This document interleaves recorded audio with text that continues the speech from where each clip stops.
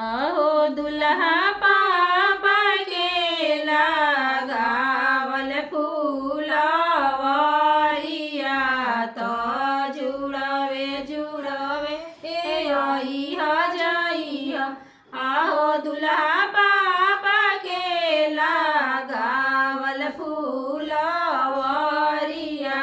तो जुड़वे जुड़वे अइहा जइहा। आहो दुल्हा सोझे हो किरनिया जानी अइहा जइहा। सिर मोरी धूमिला होइहे। आहो दुल्हा सोझे रे किरनिया जानी अइहा जइहा। सिर मोरी धूमिला होइहे।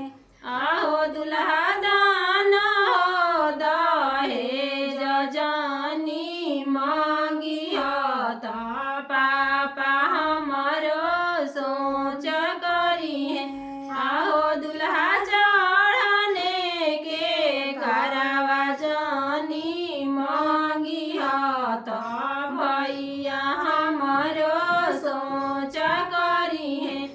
आहो दुल्हा सोझे रे किरनिया जानी अइहा जइहा। सिर मोरी धूमिला होइहे।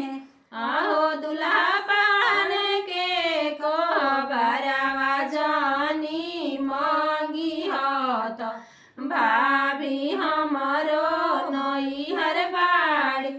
आहो प्रभुजी बोलिया कु बोल जानी बोलिहा त बहिनी हमरो लड़िका बाड़ी।